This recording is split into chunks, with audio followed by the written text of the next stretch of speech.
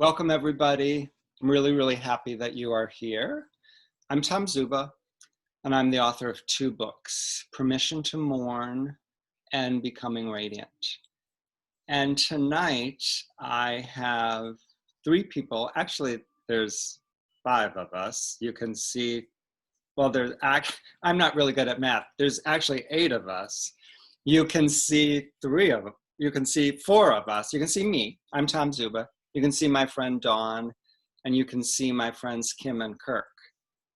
You're not able to see, but my hope is that you will feel them and you will get a sense of who they are as our conversation unfolds. You're going to meet Dylan, who is a most amazing, cool dude that when I get to the other side, I'm going to go to his jazz club.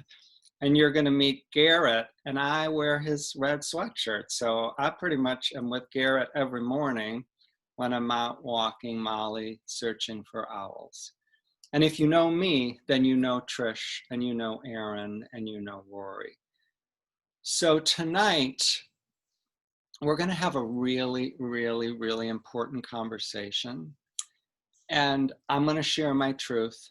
Dawn's going to share her truth.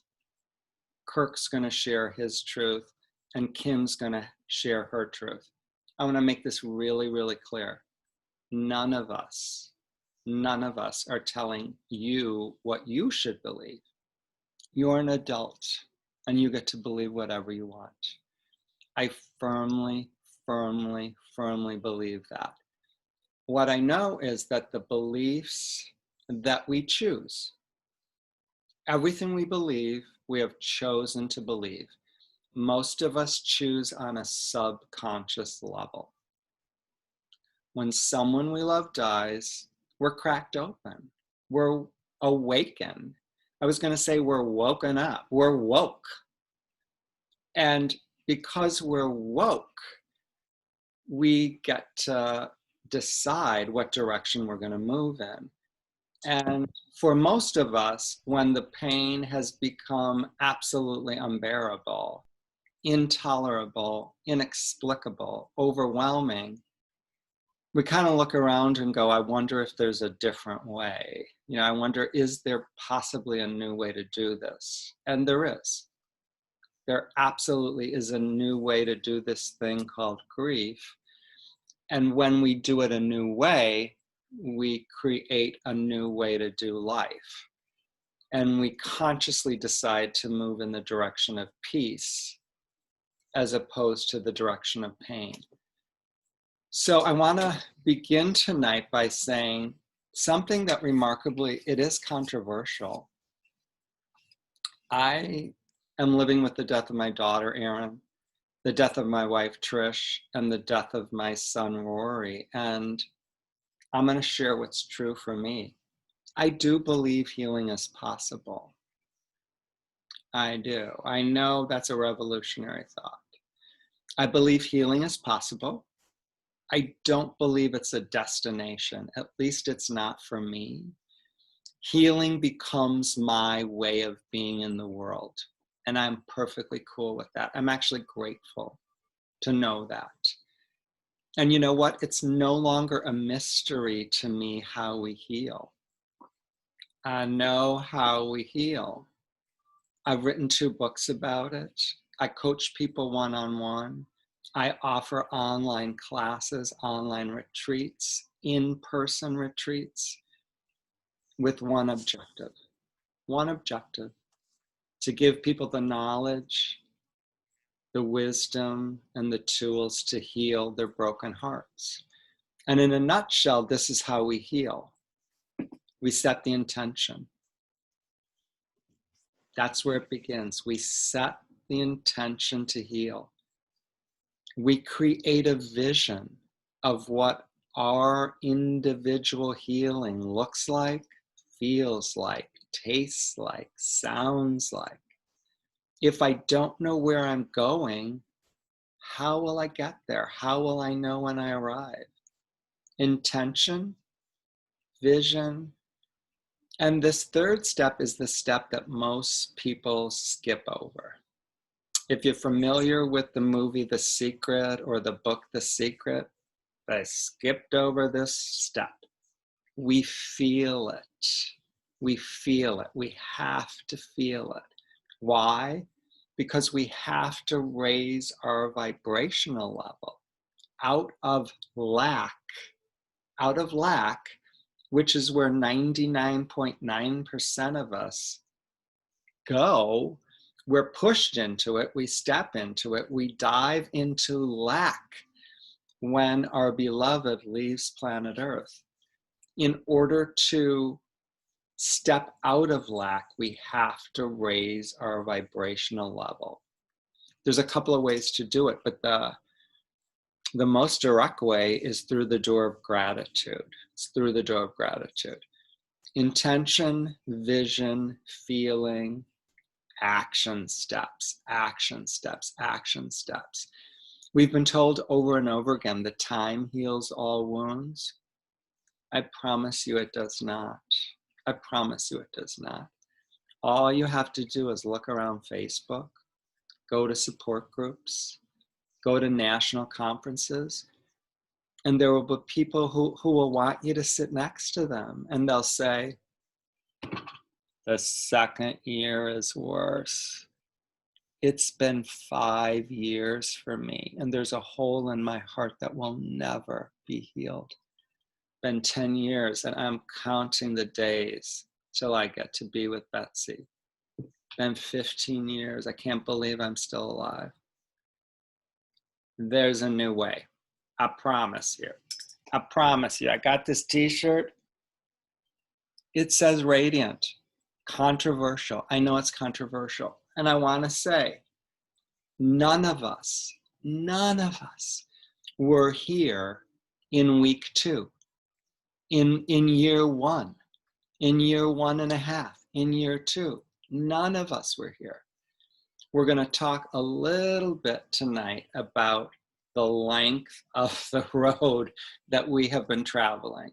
So I believe that everyone that is listening live or is listening to the recording, your beloved brought you here.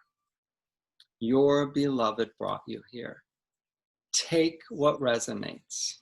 Take what resonates. Leave the rest. Leave the rest. I believe healing is possible, like I said.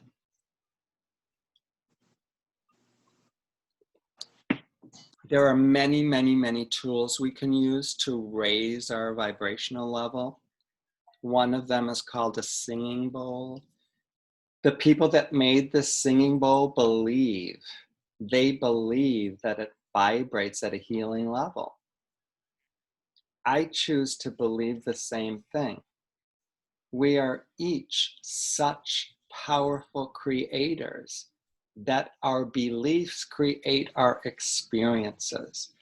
If I believe this vibrates at a healing level, it will help me heal.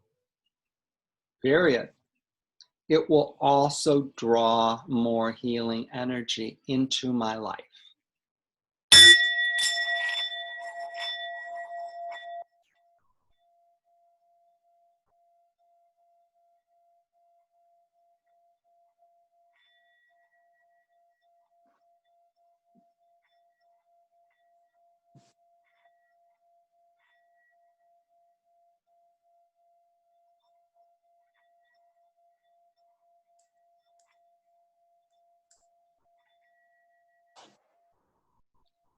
I literally, consciously, in this moment, engage with the vibration of that bowl.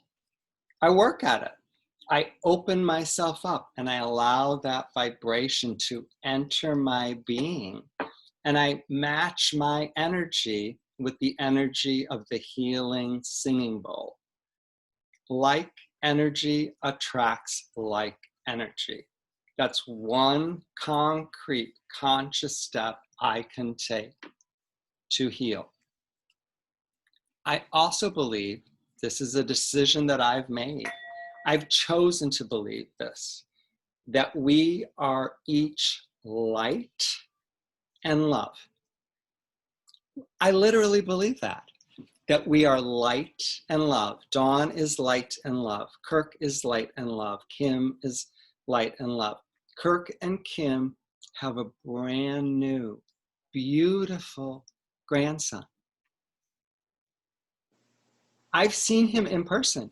He literally is light and love.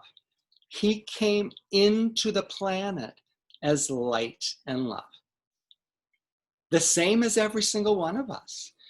And if you've read the Four Agreements, what human beings do, we don't do it intentionally. It's just our way of living subconsciously. We domesticate our children. We say, if you behave this way, you will be loved. You are lovable. If you behave that way or that way, not so much, not so much. We came from love. We came from light. We want more of that. We abandon who we are and we conform. We conform, we conform, we conform. The nice way I describe that is people put their shit on us, their shit on us, their shit on us, their shit on us, their shit on us. We are still light and love. We just forget. We don't know it. When someone we love dies, we're cracked open. Some of us decide to start removing the shit. We take it off, we take it off, we take it off, we take it off. Guess what? We discover what we always were. What we always were. We discover, I've always been radiant. I have always been radiant. And when we do everything that we came here to do, which is primarily to love and to be loved. That's the primary reason that we came to the planet, people, to love and to be loved. We're also welcome to explore planet Earth, God's creation, and revel, marvel in the divine beauty and power that surrounds us. I live in the Midwest. It is gorgeous. The geese are flying. The leaves are just beginning to turn red and yellow. Today was about 80 degrees. Heaven in Rockford, Illinois. That's part of the reason I came to the planet. I also came to the planet to be a teacher and to be a student. To be a teacher and to be a student. And you know what? When I'm all done loving and being loved, when I'm all done marveling in God's incredible creation, when I'm all done teaching and being taught, I have no more need for this physical body. I return to love and light. I return to love and light. Kind of controversial, I know.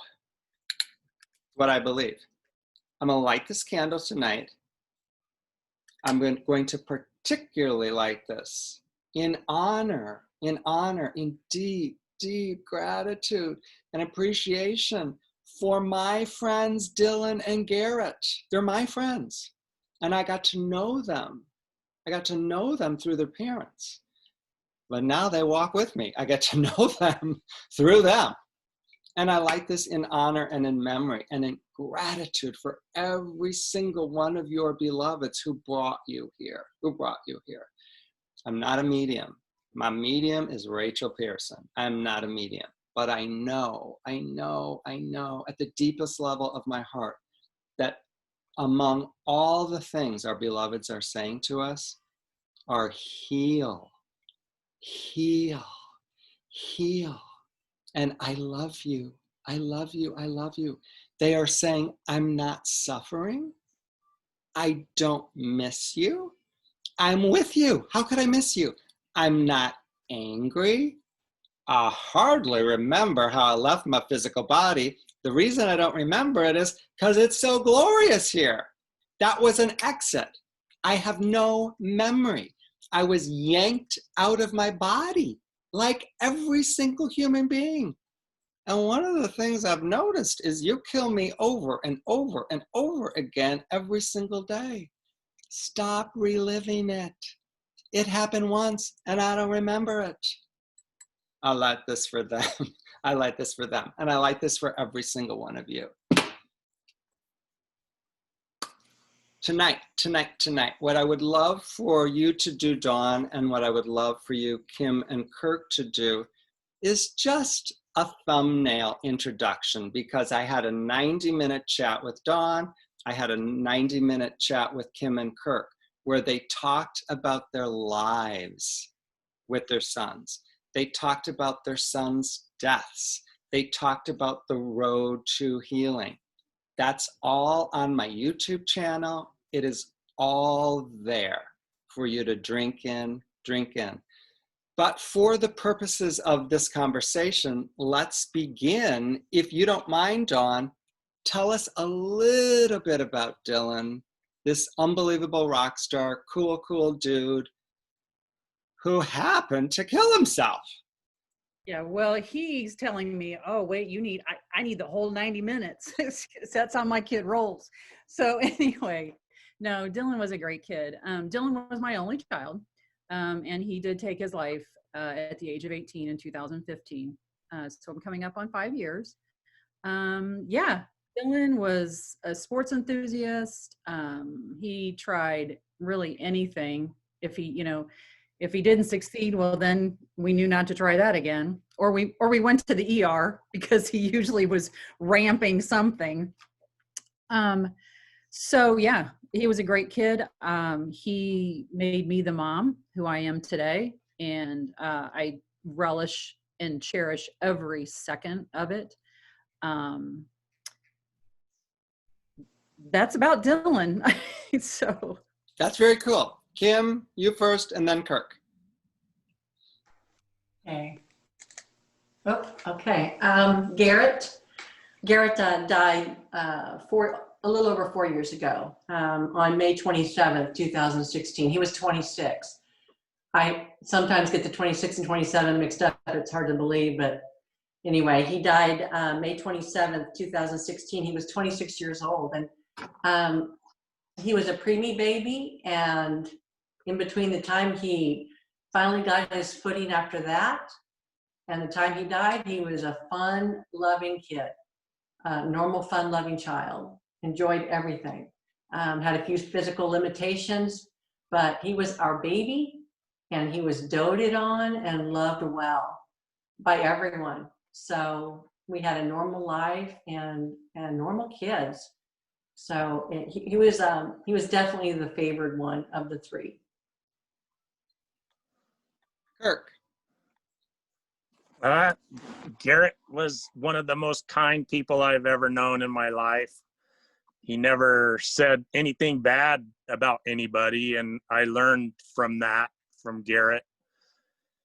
He was an alcoholic too, so he struggled with that at the end. And he, like Kim said, he was a premature baby, but in between those two things, he lived a full life full of love and family. Dawn, did you have weeks or months or years as Dylan's mother worrying that he might die by suicide? I did. Well, yeah, well, no, I don't know if I really thought about suicide per se, but I always had this deep inclination or gut feeling that Dylan wasn't going to live to be an old man. I don't know what it was. I don't know why I felt that. There was nothing in my,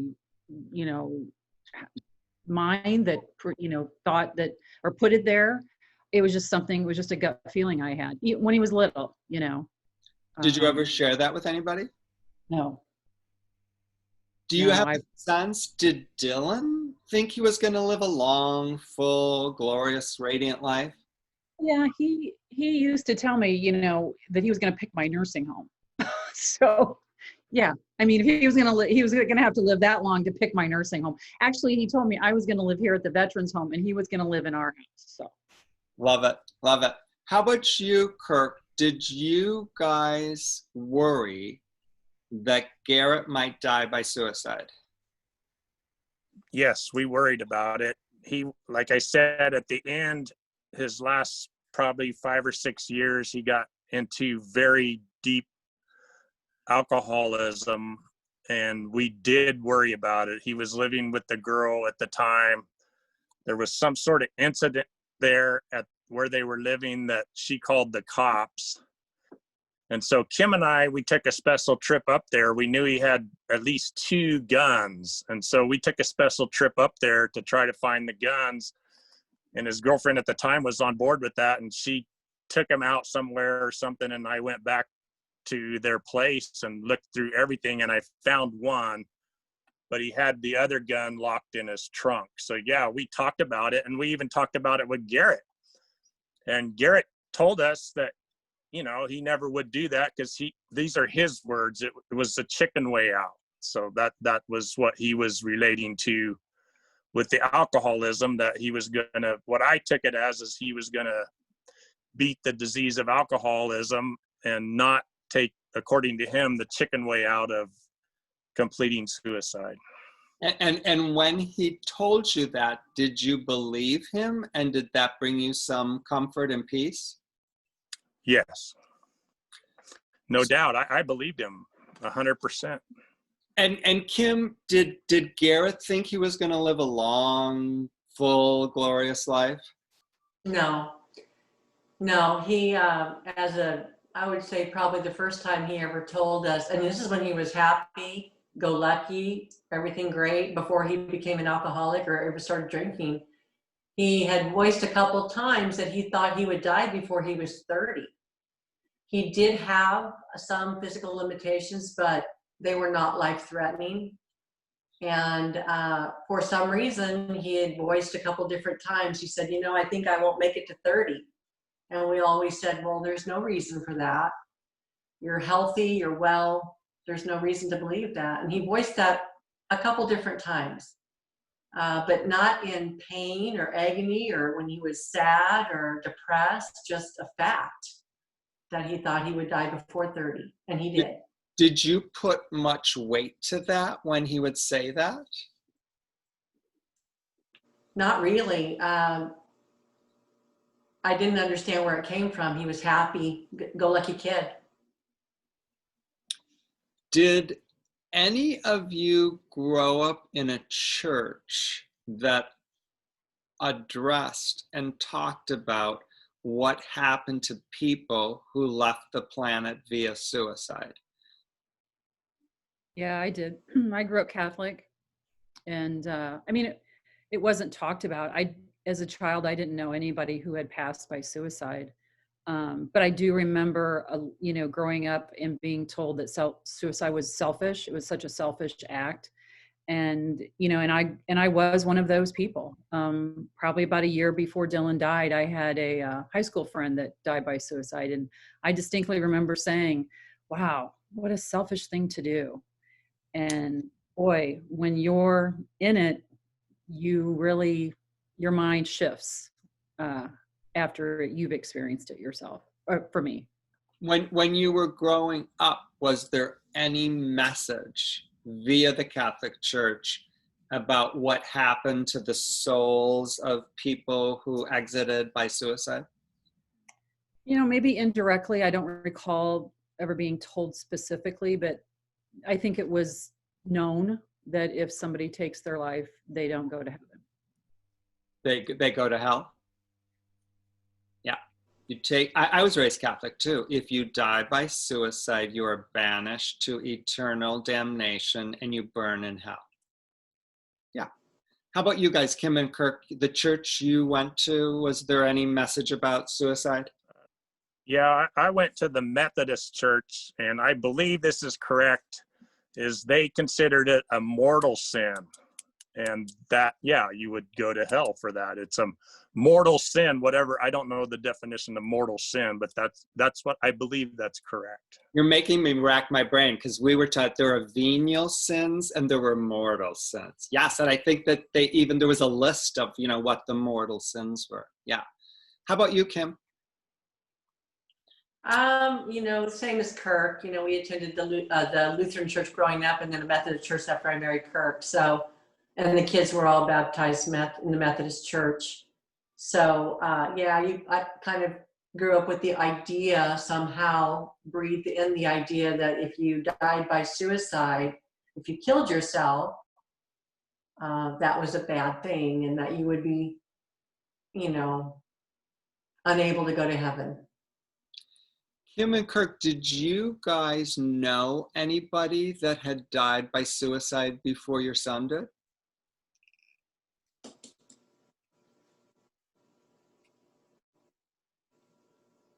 I didn't know anybody that had died by suicide before Garret. I don't think I did either. So Dawn, you had an experience, but neither you, Kirk, nor Kim did. So when it kind of sinks in that my child, there's so many different phrases. For this moment, I'm going to say my child took his own life. Did you wonder, I wonder where exactly Dylan is? Is he burning in hell, or where is Garret? Is he burning in hell or banished from heaven? Did those thoughts enter your mind? Yeah, so I didn't exactly question where he was. I knew my son went to heaven and was at peace, but I also was like, as a mom, I was, I want to know, where did he go? Where is he? Is he okay? That's what I kept asking myself. Is he okay? But you did believe that he immediately went to heaven. Absolutely. And I guess what you're saying is you didn't have, I'm not trying to put words in your mouth, but correct me if I'm wrong. It's like most of us, we never really thought about or were taught what it's actually like to be in heaven. So even though you knew he was in heaven, you weren't exactly sure if he was okay, if everything was okay with him. Yes. Yeah. How about you guys, Kim and Kirk? What were your thoughts? Let's see. When Garret first died, it was so surreal. It was hard to believe. And I remember someone saying to me, well, God will forgive him. And my first response was, forgive him for what? For having so much pain that he ended his own suffering? Instinctively I knew where Garret was, that he was with God, wherever that was. Of course, I wasn't questioning who my God was or where Garret was, just that I knew he had gone to heaven. God wouldn't punish someone in pain. How about you, Kirk? Yeah, I knew immediately that he went to my definition of heaven. I had to explore with you who my God was, where Garret was, where heaven was. I didn't dive into that until Garret died. But yeah, I knew he went to heaven. Like Kim said, it never resonated with me that God's going to punish one of his children if they're not thinking clearly, if they're depressed, if they're, full of shame and regret. That doesn't make sense that they should be punished for that. And also, I will add, I knew it immediately. We went to a relapse prevention counselor like 2 weeks after Garret died. And then we went to another counselor in Dodge City. And that was the first, I didn't tell Kim this till after, but that was the first thing. The first question I asked him is, do you believe Garret went to heaven? When, we told him our story that Garret died by suicide. And I asked him, do you believe that Garret went to heaven? And he said, yes. And I told Kim after our meeting, if he would have said no, I was getting up and walking out. So I knew immediately. And Kim said, well, why didn't you tell me? And I go, I don't know why I didn't tell her, but I already had my mind made up. Yeah, so I'm not positive about this, but my gut says the three of you are not the norm. I think that I bet more than 50% of people whose loved ones die by suicide, they are not 100% positive that their loved ones go to whatever their version of heaven is. And that's based on the people that I've worked with one-on-one, the people that I've had in my programs, and the people at conferences that I speak at. So I do think that you guys are a little bit unusual in that regard. But I want to ask you this. There's a quote that it's one of my all-time favorite quotes, and it's by Richard Rohr. We become the God we worship. We become the God we worship. And it sounds like the three of you had a really clear understanding, or the death of your beloved, allowed you to step into a really clear understanding of your God. And that's why you were so confident that your God embraced your child / his or her child. So how would you, from the chair you're sitting in now, how do you define or describe God? Let's start with you, Kirk. I define God as love, and I knew Garret went to heaven immediately because I just knew it in my soul. I could feel it, but also when I later on, after I started thinking clearer, I always try to look at both sides of a situation, and I always try to put myself in another person's shoes. And so say if I was God, I don't know if that's blasphemy or not, but say if I'm God and I love everyone on earth because they're all my children. I love them more than me as a human can comprehend.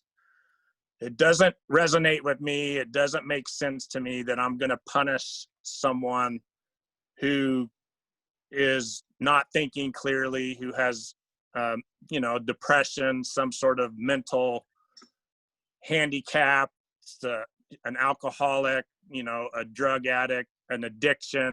If they were my children, even as myself, if they were my children, I wouldn't punish them for that. I would try to help them. I would show them love. I would extend them grace. I would not punish them for that. That doesn't make sense to me on any level.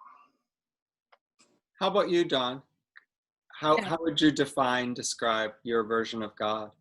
Yeah, so my God is all-encompassing. He is love, he is compassion, and he is non-judgmental.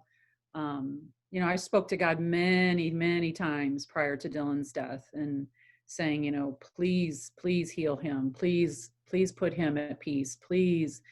I can remember that the two youth pastors that Dylan participated at the local church here, I distinctly remember, and I was not the nicest person the day that Dylan died. I remember yelling at them and saying, you told me he was, and I distinctly remember saying, I prayed and I prayed and I prayed, and it didn't work. But like Kirk said, that was that day. And since then, I've done a lot of healing and working. And I do know that my God was with Dylan the day he died. Absolutely. How about you, Kim? I believe like Dawn, my God was with Garret the second before he ever hit the floor. I believe in a God, an omnipotent God, all powerful, all knowing, of hope, love, and purity. And he has a perfect plan. It's not always my plan, but it's a perfect plan. Dawn, you hit on something that's, I think, it's essential that we talked about. It was true for me, not once, not twice, but 3 times. But you said, I prayed and I prayed and I prayed and I prayed and I prayed. Has your understanding of prayer changed at all?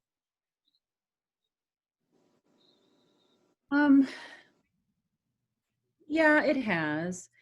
I think I prayed before for God to fix things, and now I pray for God to give me guidance and peace, not for him to swoop down and, everything's going to be okay, because I now know life is life, and I hate to say this, but shit happens. Well, and to me, I mean, if this is, but if this is truly the hand of God, and if God is holding Dylan, if God is holding Garret, if God is holding me, Kim, and Kirk, then God is aware of all of it.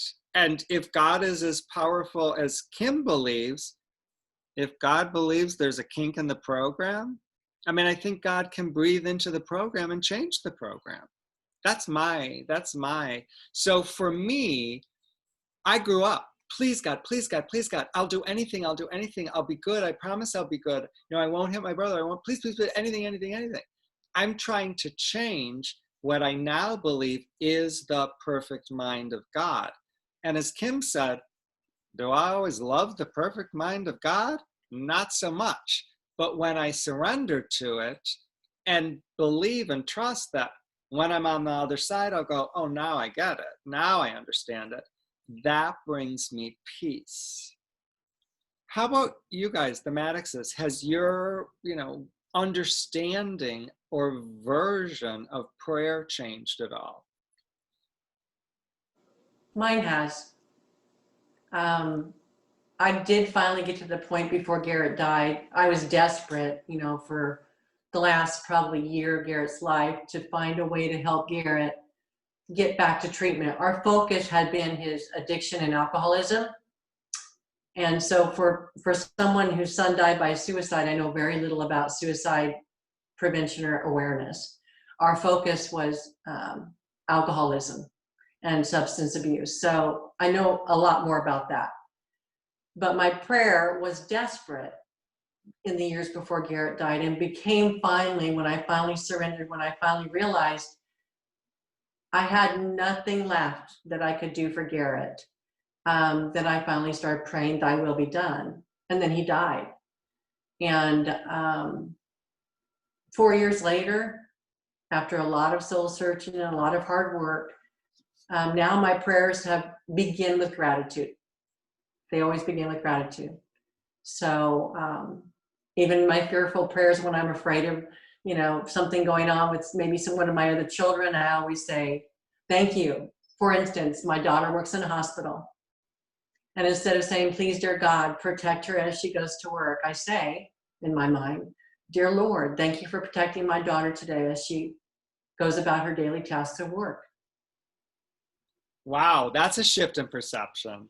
Wow. Say that again. That's really powerful. It's been a lot of years, 4 years, but my shift has been I now approach my prayers to God through gratitude. And, it's, I guess, semantics, but words have power. And I am grateful today for so many things. And so when I pray about something, I'll say, dear Lord, thank you for, allowing Kirk to be able to continue to go to his job today, instead of, please protect the farm and keep us out of bankruptcy. But to me, the new prayer that you're offering and that you're sharing with us, it's actually rooted in a belief that God is always, always, always holding your daughter, is always protecting your daughter, is always by your daughter's side. So what you're actually doing, it's really powerful. You're acknowledging what is truth. You're holding a vision of your truth, and you're feeling what it feels like. For me to say thank you for protecting Amy today as she goes to work is so different than please, please, please, please protect her. Make sure no one with the virus spits on her. Two drastically different things. You're holding the vision. You're actually feeling what it feels like, and you're drawing it in. That's powerful. That for anyone that believes in the concept of co-creating, that we actually co-create our experiences, that's it right there. You're a very wise woman. I had a good teacher.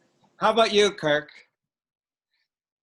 Yeah, my prayers have changed. Like Kim, I start my prayers with gratitude. I thank God for all my blessings that I have, my family, my job, my life. I'm very, very grateful. And what made sense to me with prayers is, like, Tom, I've talked to you a lot about it. You prayed and prayed and prayed that Rory wouldn't die, that, you know, you had time to do that. And I got to thinking about that. And for me, it doesn't make sense that God would answer everybody's prayers. Everybody, if they have time, everybody prays that their loved one's not going to die. You know, if they're sick, if they have time to pray to God to try to save them. If God answered everybody's prayers, no one would ever die, you know, if they had time to pray to God about it. So that doesn't resonate with me, that God would answer all our prayers the way that we pray to him, the way I prayed to him before. So yeah, I've changed my prayers that, you know, to be thankful and grateful for the things that I do have, and to be grateful and thankful for the 26 years that I had with my son. I'm forever grateful for that. This is one of the mysteries of life, if you ask me. I don't know what percentage of particularly Americans are Christian, but the vast majority of Christians are taught. We come to the planet, we live a life, we die, we go to heaven. We're reunited with God. To me, that sounds like a kind of like a up thing, a fun thing, going to heaven, being reunited with God. But when the shit hits the fan, regardless, I mean, Grandpa could be 97 years old. We're like, please, please, please, don't take him, don't take him. We need another month. Isn't there more pills? Can't you hook him up to another? I'm like, what? Were you people not paying attention?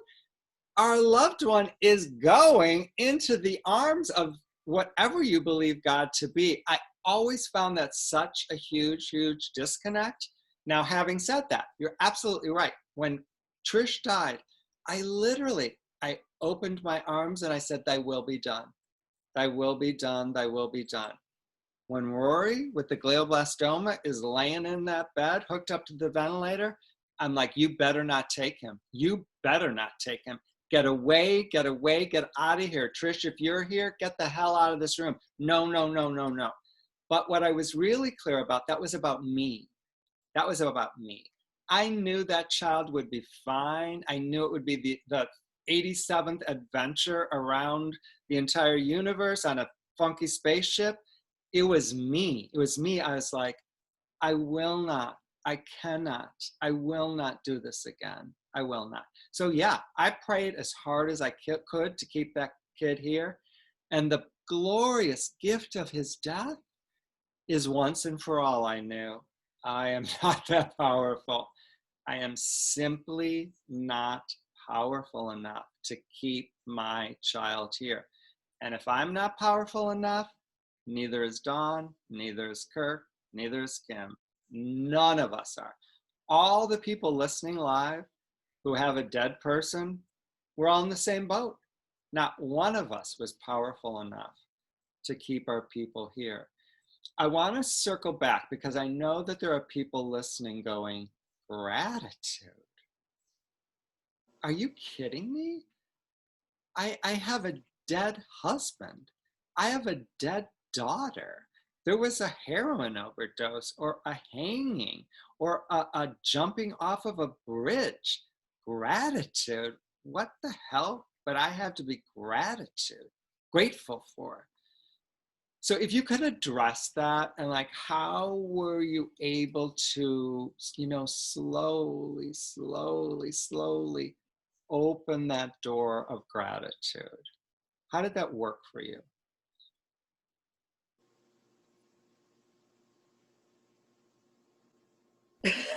I know. So for me, it was a daily process. And I'm the first one to say that, you know, people said, oh, you need to journal, you need to write down gratitudes. And I'm like, are you freaking kidding me? What? My only kid's gone. I can't do that. But I started to. I opened up the journal book and I opened up my gratitude journal, and I gave myself permission to write down one a day, and it gradually grew and grew and grew. And I took time for myself. Um, Taking care of myself was a huge, huge thing for me, and staying in the moment as well. And was it very, very, very gradual? And was it back and forth and back and forth and back and forth? Yes, very gradual. And there were days that I did not write in the journal and I did not write my gratitudes down. But then I always seemed to circle back and go back to it. And after I did, then I felt much, much better. My day took on a whole different persona. Is it easier for you today to consciously choose to be in a pool of gratitude as opposed to of lack? Yes, absolutely. How about you, Kirk? Yeah, for me, it was a gradual process. Yeah, to start with, I was pissed. I was pissed. I came from lack and fear. I was pissed all the years I got robbed, the daughter-in-law that I didn't get, my grandchildren from Garret that I didn't get. I was pissed. But then, yeah, for me, it was a practice. I had to intentionally think about what I had to be grateful for. Like Dawn said, I had to be in the present moment and I had to consciously think of what I was grateful for. I've heard you say grateful for electricity, a cup of coffee. That's how it started for me. Small things. I was grateful that I get to work with my other son on the farm. I was grateful for being on the farm. I was grateful for my life. But it took intention, and it took focus and concrete steps towards that. And it started out small, but today, for me, it took a lot of practice. But for me, it's now I look forward to looking for stuff. I look for stuff to be grateful for, and finding beauty in the world all around me, wherever I am. And that's how it, now it's just my common practice. How about you, Kim? Let's see. And I think I really truly had to be, I think there's a saying that says something about when you become sick and tired of being sick and tired, or the pain becomes unbearable where you are, you do something different.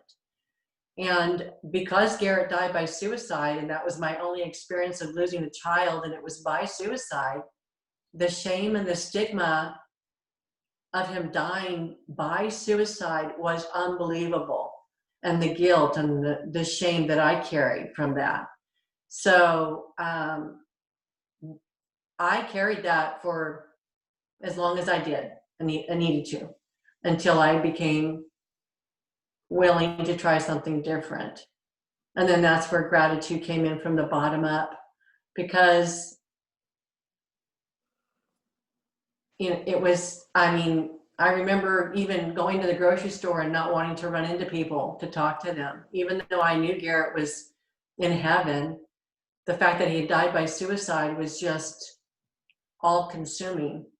And so I had to wallow in all that. I felt I should feel horrible. I felt I should suffer. And I had to forgive myself before I could ever begin to feel anything about gratitude. And so there were some stepping stones getting there. Why did you think you should suffer? Well, my child chose to end his life. So for a long time, I felt like very culpable in that decision that he made.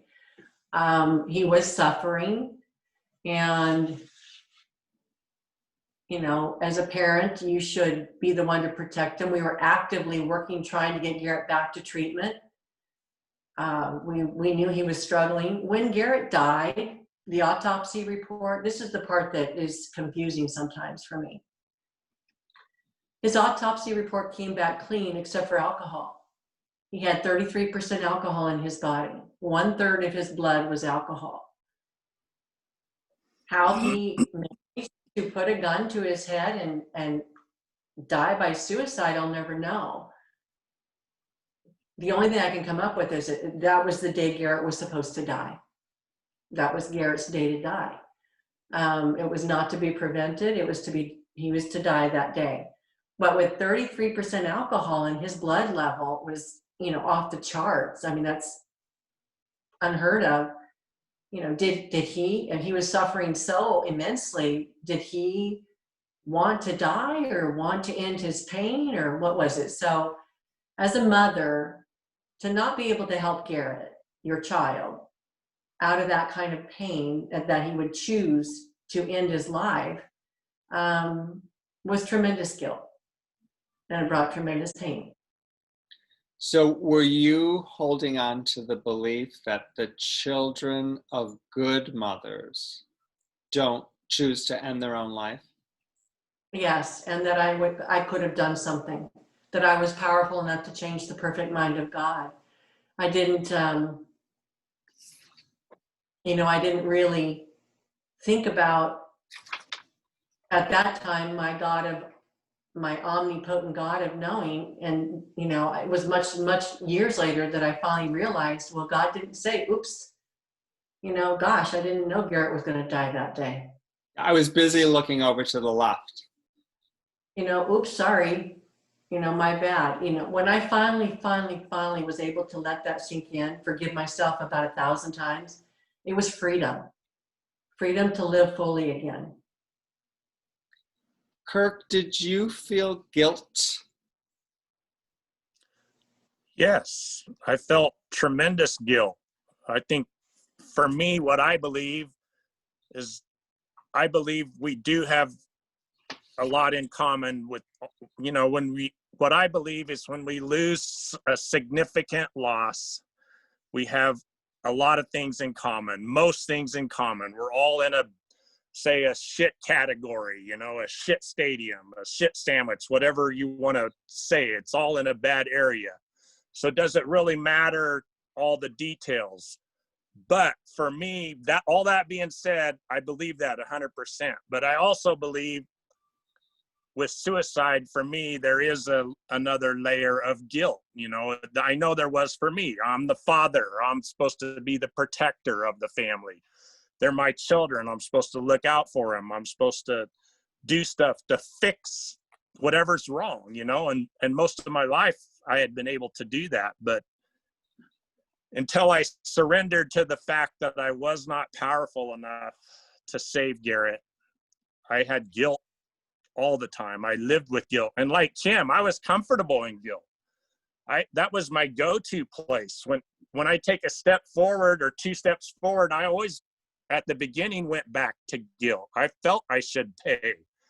I had done something wrong. Otherwise, Garret would still be here. I felt comfortable making myself pay in my mind. And it took a lot of work to get out of that, but I believe, with suicide, for me, I believe there is a layer of guilt there as a parent.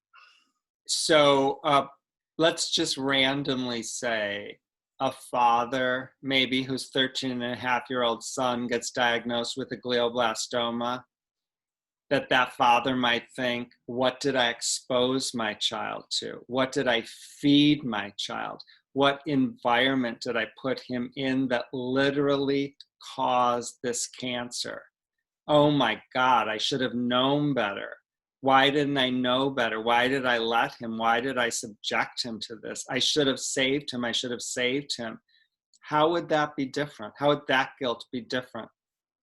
For me, the difference is Rory didn't choose to die. He didn't make the choice to take his own life. He fought with everything that he had. You fought with everything you had to try to keep him on this planet. That's the difference for me that I see. Our son chose, was he thinking clearly? I believe he wasn't. Was he depressed? Yes, I believe he was. Was he under the influence of alcohol? Yes, he was. but still he chose to take his own life. And that, to me, that's the difference. When, you know. And so does holding on to that belief, does that still cause you a little bit of pain? No, I've released that. It caused me tremendous pain at the beginning, but I believe that God doesn't make mistakes, you know, and my God was with Garret when he died, and Garret died when he was supposed to. I believe that 100% with my being, within my soul. I believe that. Do I understand that? No, I do not. I don't understand it. I don't, you know, it wasn't my plan. It wasn't my prayer. So I am comfortable releasing that. You know, what I say to myself with that particular thing is I leave room for God to be God. I'm not God. I'm not going to be able to figure that one out. And I've released that to my God. You know, I believe that everything happened perfectly, but, you know, not my plan, but my God's plan. So I've released that. Yeah. And I call that surrendering. Not giving up, but surrendering. I surrendered. How about you, Dawn? Did guilt enter in? Oh yeah, huge. I remember distinctly standing in the visitation line and like almost apologizing to people, saying I couldn't protect Dylan. I couldn't protect him from himself. And now I think back and go, what the was I saying?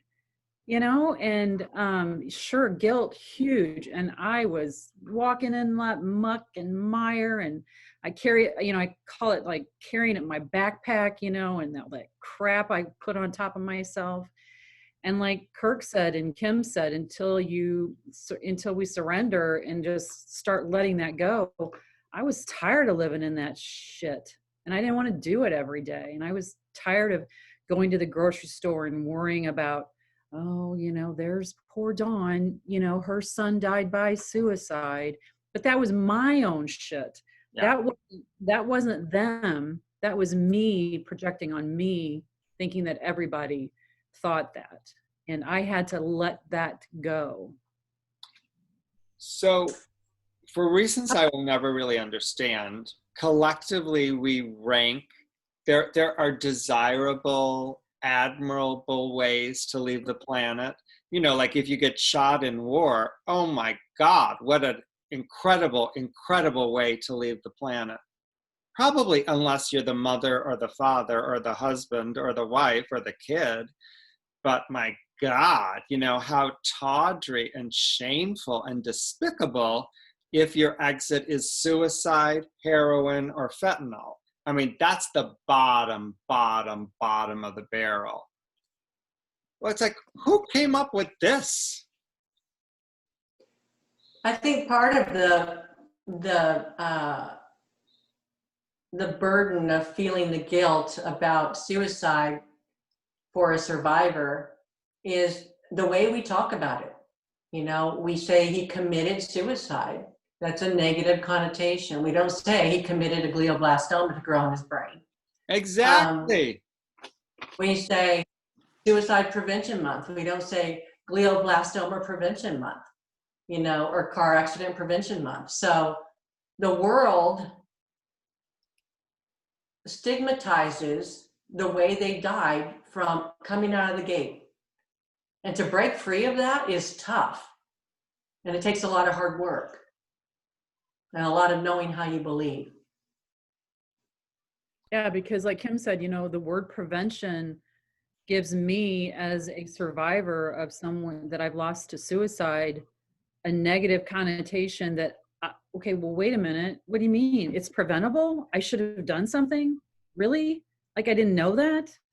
Of course I know that. If I could have saved Dylan, I would have saved him. I would have done anything I could, you know, but I'm not that powerful. And it was his day to go that day in the right manner that he went. And it's taken me a long time to even get those words to come out of my mouth. And when I tell people, when I even remotely say something like that, they go, what the are you talking about? I mean, they look at me like I'm crazy. That's I believe too. I don't like the word prevention. Prevention adds a layer of guilt, I believe, that says that we could have prevented the death of our child. And, you know, I like the word awareness, you know, suicide awareness, to be aware of it and what can we do to change that. But prevention, I don't like it at all. And I don't like the word commit suicide. Commit is a crime. You know, you committed a robbery, you committed a murder. I don't like that. I choose to say died by suicide. But committing suicide is a negative connotation also.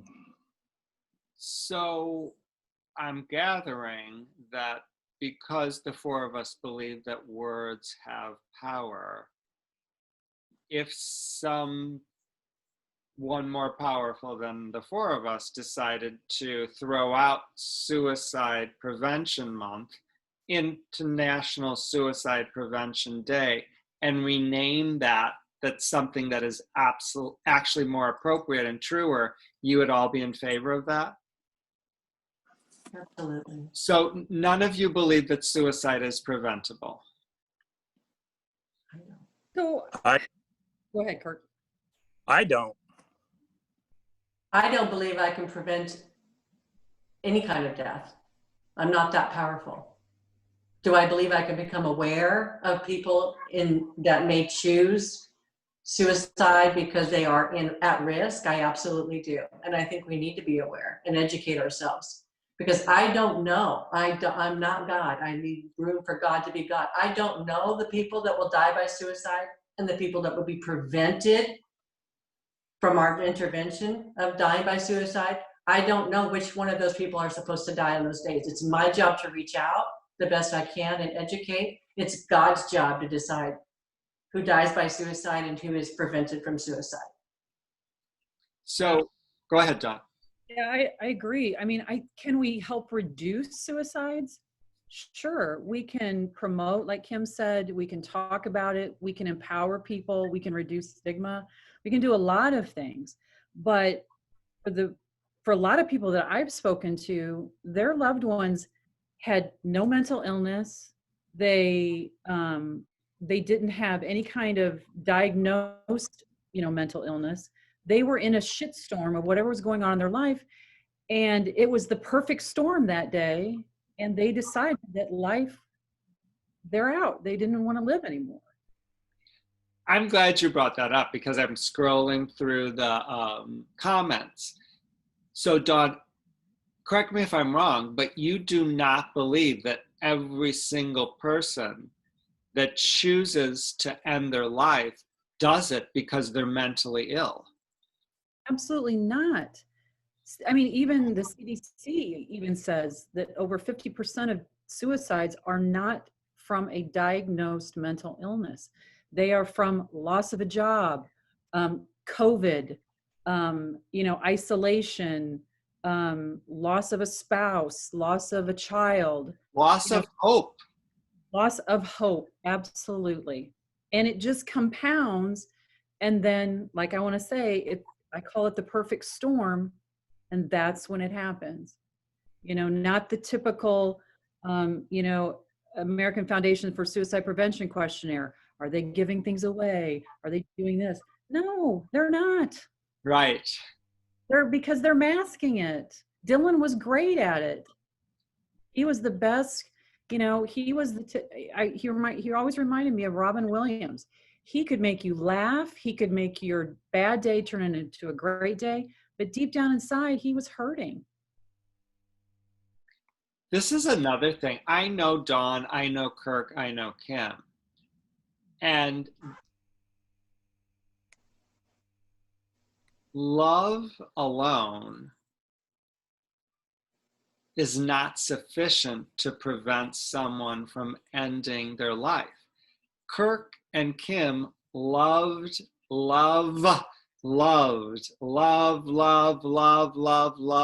Garret. That was not enough. Dawn, love Dylan. That was not enough to keep your children here.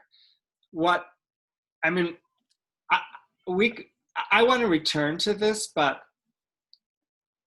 I believe it was you, Kirk, but it might have been Kim. One of you said that was the day Garret was supposed to die. That is a frickin' revolutionary statement, particularly among families whose loved ones died by suicide. But it's also in the broadest gathering of people who have loved ones that died. That's revolutionary. That was the day Garret was supposed to die. And this is why it rings so true to me, because you can have two people who have very, very, very similar experiences. And one of them ends their life and the other one does not. Why? That person it wasn't the plan. It wasn't their time. It wasn't the exit point. This person, it was. That is the only thing that makes sense to me. But I would love it if you would talk about that, because my hunch is on the day you discovered your beloved's body, you didn't think, oh, well, I feel pretty good, because clearly this was Dylan's day to exit. Oh, this is the day, Kim. Garret exited today. Okay, let's go have some cake. Yeah, I'll jump in here real quickly with something that I'll never forget that I've learned in the last 4 years. A way to understand this a tiny bit better. The people who died on 9/11 that were up in the tallest buildings that were, on fire. They were experiencing tremendous pain. They were literally experiencing physical pain. As I know, Garret was in terrible pain. His had built and built and built, like Dawn had said. And so the people who jumped out of those towers, that literally jumped out of the towers at the 150th floor or whatever it was, they didn't stop to think when they jumped out of that tower that they were going to die anyway. They wanted their pain to end. So their only option for them, they became so tunnel vision with the pain, they wanted the pain to stop, and their only option was going out that window. Never contemplating that at 150 floors up, they're dying anyway. They just wanted to not be burnt to death. So that's one way of seeing how someone in that kind of, I can't fathom that kind of pain because I've never been there. I don't understand it. Now, we would have died for Garret. I would have died for Garret. I wasn't given that choice. I love Garret with all my being. I did everything I possibly could to give him a good life and to prevent anything bad happening to him, much less him dying by suicide. He'd been to treatment. He'd been to AA for years. You name it, we tried to do it. We did all that, and Garret died anyway. And he did not mean to hurt me. He did not mean to hurt Kirk, his family. He wanted his pain to end. I believe God did answer my prayers. I didn't want my son to suffer. I don't want him to suffer. Did I want him to die? I did not. But I certainly didn't want him to continue to suffer the way he was. And Garret didn't want to live that way. He was clear about that. And he saw no way out. So I've chosen to believe that God did answer Garret's prayers and our prayers in a roundabout way. He saved Garret from more suffering. And he brought him home.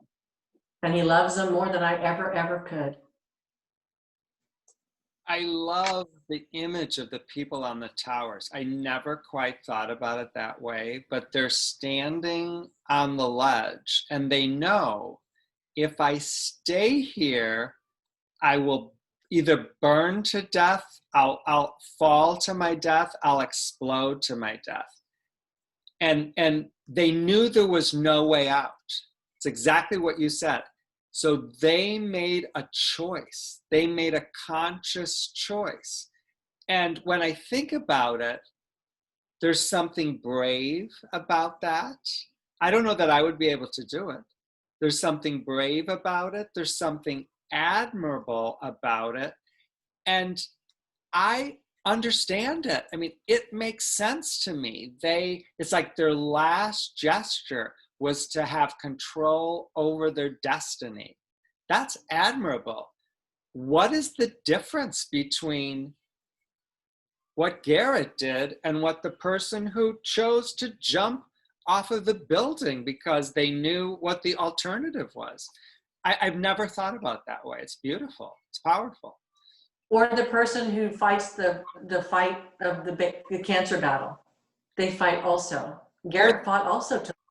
Or the person who has stage 4 cancer and flies to Oregon and say, I will take the pill, doctor, because there is no way out and I'm going to have control. I'm going to choose. And actually, I'm going to consciously choose to exit early because I know that all that's ahead of me is pain, pain, pain, pain. I've thought about it long and hard. That's what I would do. That's what I am going to do if I'm ever in that situation. Go ahead. I think for, children and suicide, there's, that's where I think the awareness needs to really take place, because people have asked me, well, why do you think there's so many suicides? Why do you think that? And I said, well, I don't know. I can only speculate. Maybe one, because we're talking about it more. I can also speculate because of social media, especially for our children. I just think that they have so much going on with social media. And I think that's where I feel that more awareness needs to take place in that younger group of humans, because they don't know how to process all of that stuff. And, that's what I believe. So. And they don't link cause and effect. They're incapable of linking cause and effect till well into their 20s. Right. That's been proven. Yeah. I've shared this before. A pivotal moment for me as I heard the Dalai Lama speak 6 or 7 years ago. And he literally said, you Americans have lost hope. You have lost hope. And that's why the suicide rate in your country continues to rise. And it will continue to rise until you find hope again. And it was in listening to him that I set the intention and I made the conscious choice that I was literally going to become hope for other people. Suicide awareness, yeah, if we each individually and collectively become hope for each other, that energy raises the vibrational level. It's worth a try, people. It's worth a try. Kirk, Can I add one thing here? We focus so much on the people preventing the actual death of someone. When we are aware of someone at risk, we intervene. Even believing that I'm not capable of changing the perfect mind of God, I'm intervening, I'm aware, and doing what I can as a human to make that life better. If he's not supposed to die and he actually lives, have I enhanced or helped him or reduced his pain, helped him live a better life? I don't know who's going to die and who doesn't. My job is to help reduce when I can, show love, compassion, make the people that will live here will have better lives if we are aware. This is one thing I know. I had an experience that I shared probably 4 or 5 weeks ago now. I met this guy. His name is Jordan. He goes by the name of Jordass. No coincidence that I met him. He literally shared the story of him getting on his bike at 3 a.m. in the morning because he had decided to end his life. Why did he decide to end his life? Because his dear, dear, dear friend had taken a gun to her brain and blew her brains out, and he was spiraling down. Now, he was so methodical that the 2 weeks prior to the date he was going to kill himself, he literally went around to all of his friends to say goodbye. He knew he was saying goodbye. He had a plan. He rode his bike in March when it is freezing in the Midwest. He got a little nervous because he was standing on a bridge, so he threw his bike over the bridge to kind of test the waters. He hesitated, but he had a plan. He threw himself over. He even was aware enough to keep his mouth open so the water would get in his body and he would sink. When he hit the water, he shut his mouth. And he realized that he wasn't going down, down, down. And he heard this voice that said, breathe, breathe, breathe. And he said it was a woman's voice. And I said, whose voice was it? He said it was my friend that had shot herself in the head. So he got he had his phone. He got his phone and he tried to call his mom. His phone wouldn't work. He's floating in the water. You know, it's cold, it's dark, it's 3 a.m. in the morning. He calls 911, it works. The police pick him up. They take him to what I believed was a world-class psychiatric unit at one of our 3 hospitals. They would keep him for 2 days. They literally lent him this book. I said, they lent it to you? He said they didn't have enough copies. They lent it to me.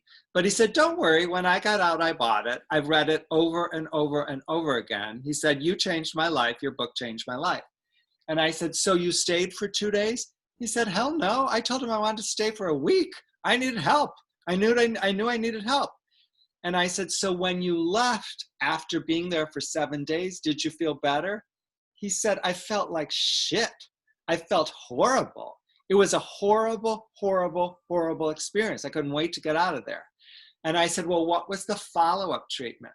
And he said, well, you know, there's a virus. So they gave me the number of, it starts with an R, people in Rockford, the award-winning treatment center. He called and the woman said, well, you know, you can't come in because of the virus. So wait in the parking lot. Let me know when you're here and I'll call you when I can see you. He said, I waited there for an hour and a half. She never called me back, so I went home. And I said, what was the follow-up? There's no follow-up. There's no follow-up. He said, my follow-up is God led me to you. I bumped into you. Your book, your message saved me. That's how we're treating someone in small town Midwestern America who jumps off a bridge? We can do better. We must do better. Yes? And I think we are doing better. I really, truly do. We are not in this town. We are not in this town. That just happened in March. And I heard from so many people that said, that's my story, that's my story, that's my story, that's my story, that's my story. And I'll preface my remark here as an individual. When I've known better now, I am doing better. I now can recognize a little bit more about being aware when someone's in need.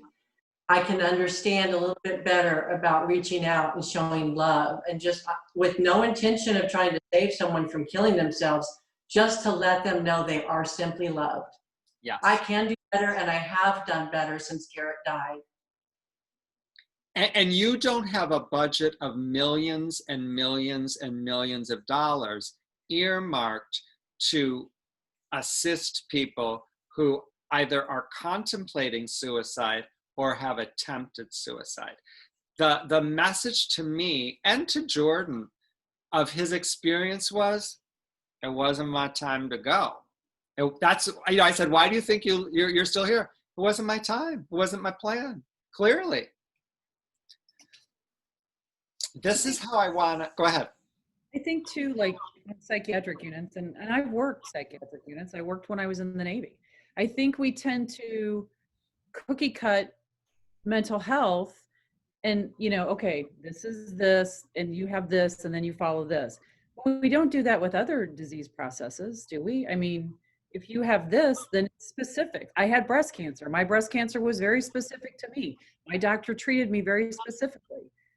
Mental health, they seem to want to treat it as everybody's a cookie cutter, and you have to fit in that. And if you don't fit in that, then like poor Jordan didn't have any follow-up. I mean, for God's sakes, he could have shot himself or did something in the parking lot that day, and he didn't.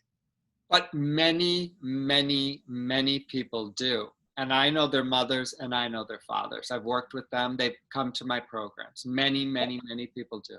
Veterans are doing it in VA parking lots, and veterans have a 1.5% higher chance of taking their own lives as well.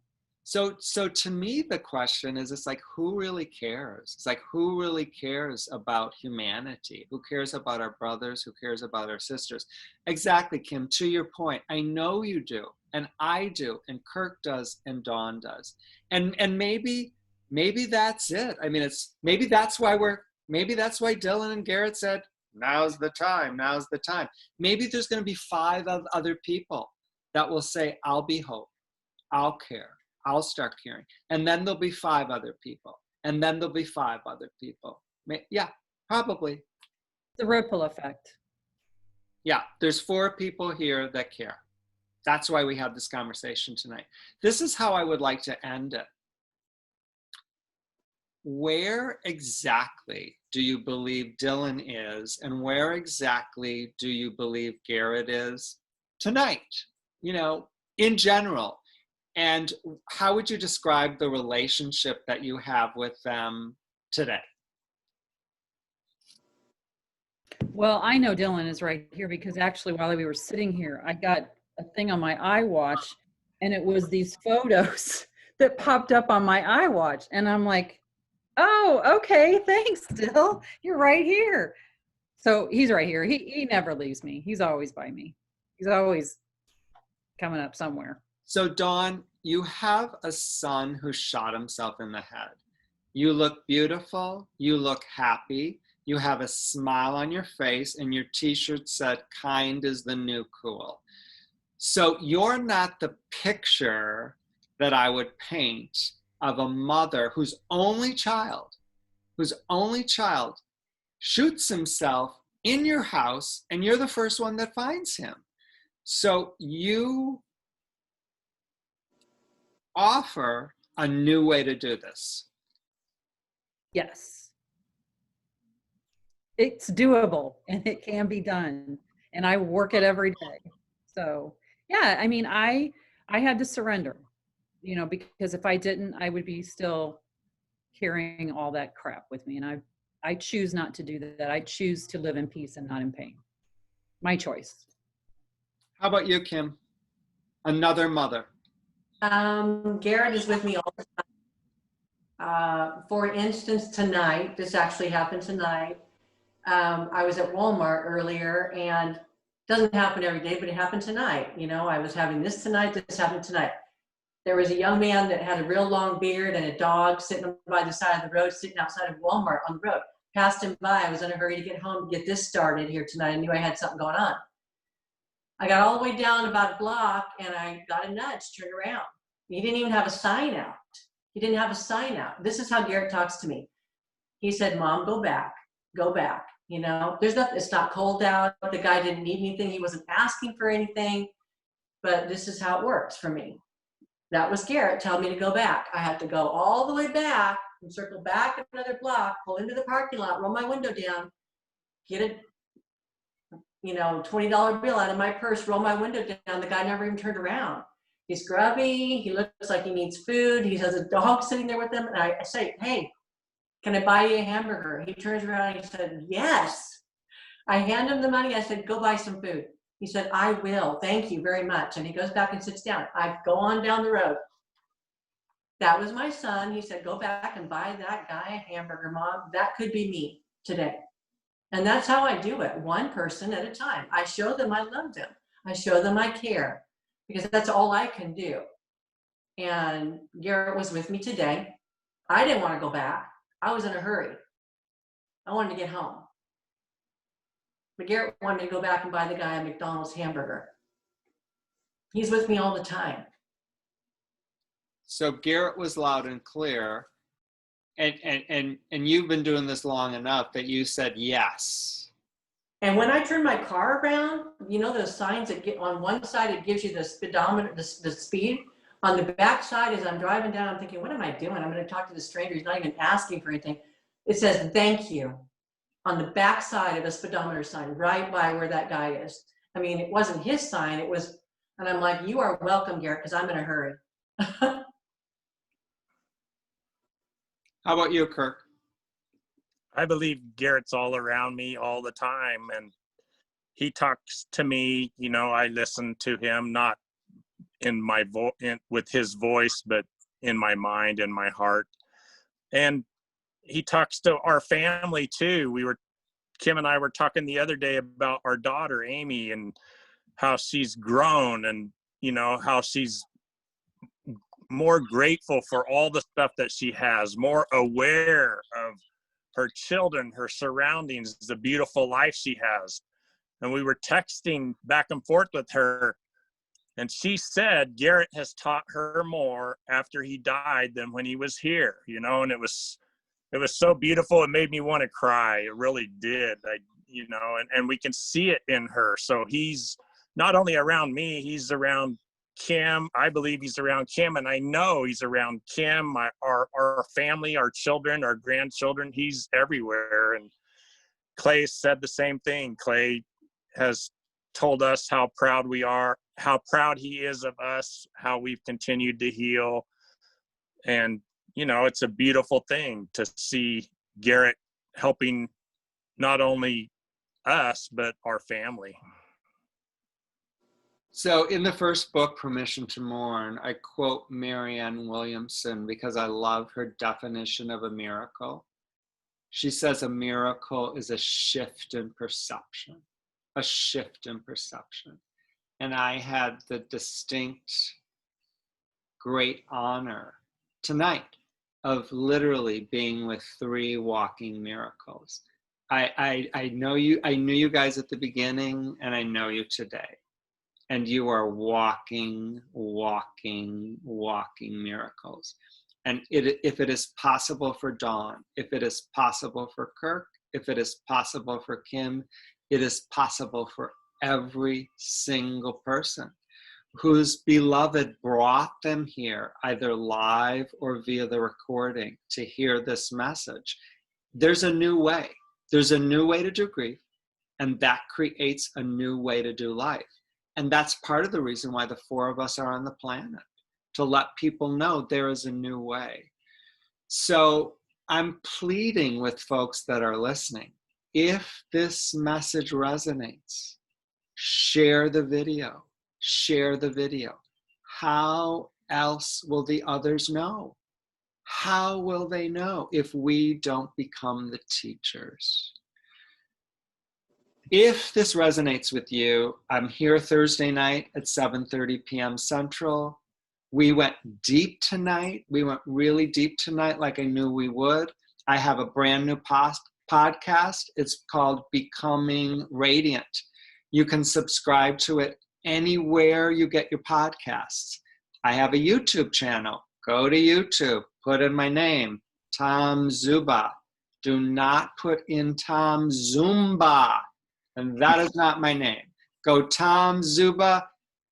There is my individual conversation with Dawn, my individual conversation with Kim and Kirk, and many, many, many other people who are doing grief a new way. We care about you. We are offering you knowledge. We are offering you wisdom. We are offering you tools. But we cannot make you drink. We cannot make you eat. You have to lean in. You have to lean in. I can't thank you enough. It's part of my optimal life that I had a vision of 3 years ago, and to be patient and to allow life to unfold as it should. Kim, to see your radiant, beaming face, honestly. Thank you for letting me say Garret's name and tell his story again. Absolutely, absolutely, absolutely. I am eternally grateful that the three of you are in my life. And you know what? I'm well aware of the fact that if Dylan was alive, if Garrett was alive, I wouldn't know you. I wouldn't know you.